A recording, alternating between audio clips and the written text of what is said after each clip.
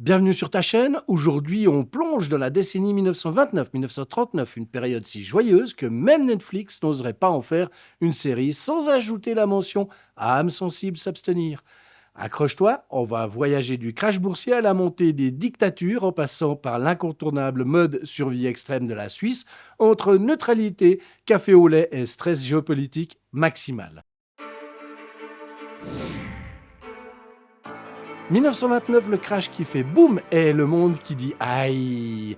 24 octobre 1929, la bourse de New York fait un salto arrière sans filet. Résultat, une grande dépression tellement grande qu'elle s'invite partout.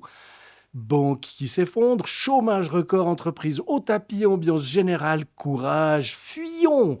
Et pendant que le monde panique, la Suisse, elle regarde tout ça en sirotant un chocolat chaud en mode « Ouh, ça sent pas bon ». On ferme les frontières financières ou bien...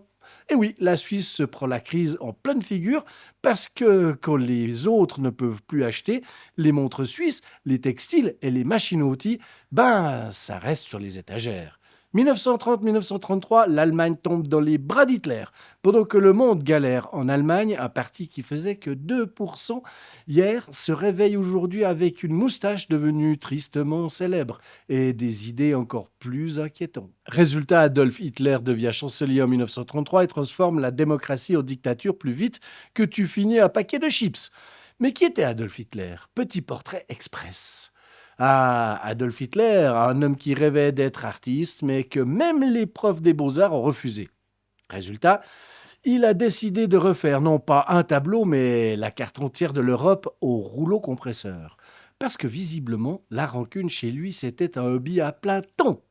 Imagine, un type frustré, mégalomane, obsédé par des théories raciales inventées, incapable d'accepter un non,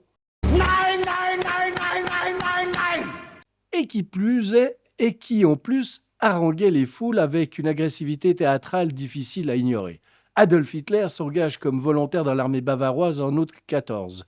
Il sert comme messager de régiment au 16e régiment d'infanterie de réserve bavarois, appelé le RIR 16 ou régiment List. Finalement, un simple facteur. Il participe aux batailles de la Somme, d'Ypres et de l'Artois.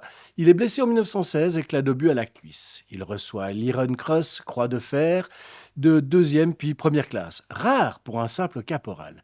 Mais il avait de bonnes relations avec ses officiers. En 1918, il est temporairement aveuglé par un gaz irritant lors d'une attaque britannique. Et niveau comportement, ses camarades le décrivent comme solitaire, obsédé par la discipline, politiquement extrémiste, même à l'époque, et un peu étrange pour reprendre leurs mots polis.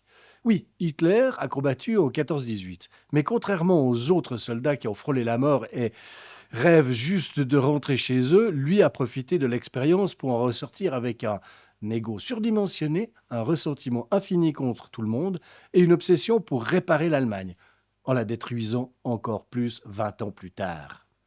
Et la Suisse dans tout ça? Elle regarde son grand voisin devenir un volcan politique et pense « Bon, on va rester neutre, très neutre, ultra neutre ». La Suisse dans les années 30, neutralité, prévoyance et sueur froide, pendant que le monde fait n'importe quoi. La Suisse, elle joue son rôle préféré. Le type calme dans une soirée où tout le monde se dispute.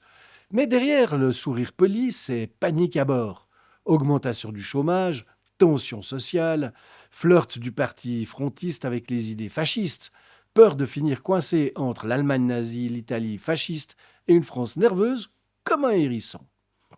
Le gouvernement renforce l'armée, la défense nationale et se dit « On n'a pas de pétrole, pas d'armée géante, mais on a des montagnes, beaucoup de montagnes. On va miser là-dessus. » 1935-1936, le monde joue au risque, mais en vrai. En 1935, Benito Mussolini envahit l'Éthiopie dans une manœuvre d'impérialiste aussi brutale qu'absurde. La Société des Nations, qui était censée empêcher ce genre de choses, fait eh bien pas grand-chose. En Suisse, la SDN est à Genève, oui, mais est-ce que ça nous aide vraiment? Réponse. Non. Et pourtant, la SDN est censée empêcher ce genre d'agression se révèle largement impuissante. 1936-1939, la guerre d'Espagne, une préfiguration dramatique de la Seconde Guerre mondiale. La guerre civile éclate en Espagne, d'un côté les républicains, de l'autre Francisco Franco, soutenu par l'Allemagne et l'Italie. Au-dessus, la Luftwaffe en profite pour mener des bombardements sur Guernica, une tragédie qui restera l'un des symboles atroces du conflit. La Suisse voit arriver des milliers de réfugiés espagnols. Mais attention, pas tous. Neutralité oblige. Sélection, restriction, bienvenue dans la bureaucratie helvétique version 1937. Encore en 1937, le Japon s'énerve et envahit la Chine. Pendant que l'Europe se décompose lentement, le Japon décide d'envahir la Chine avec des épisodes particulièrement atroces, comme le massacre de Nankin.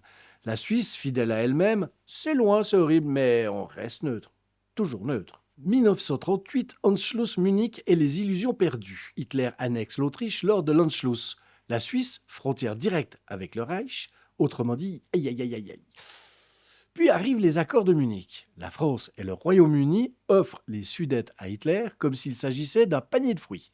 Résultat, Hitler voit qu'on peut l'arrêter en ne l'arrêtant pas. Ambiance en Suisse, on est sûr que ça va aller? Vraiment? Non, parce que ça commence à sentir la raclette brûlée. 1939, la partie se termine. Très mal. Mars 39, Hitler avale ce qui reste de la Tchécoslovaquie. Septembre 39, il envahit la Pologne et la basta. La France et le Royaume-Uni déclarent la guerre. La Seconde Guerre mondiale vient de commencer. La Suisse se mobilise immédiatement, déploie son armée, ferme ses frontières et active le plus helvétique des super-pouvoirs. On ne touche pas à la Suisse. Enfin, on espère. 1929-1939, quand le monde s'effondre, la Suisse fait du mieux qu'elle peut. Cette décennie, c'est une économie mondiale chaos, des dictatures qui poussent comme des champignons, des guerres tests, des démocraties molles et une Suisse qui joue l'équilibriste sur un fil tremblant entre deux monstres. La morale. L'histoire ne se répète pas vraiment, mais elle a un humour douteux et adore recycler ses intrigues. Si cette balade dans la décennie la plus toxique du XXe siècle t'a plu, abonne-toi, like, active la cloche, ou l'histoire risque de se répéter et on veut éviter ça. Ciao!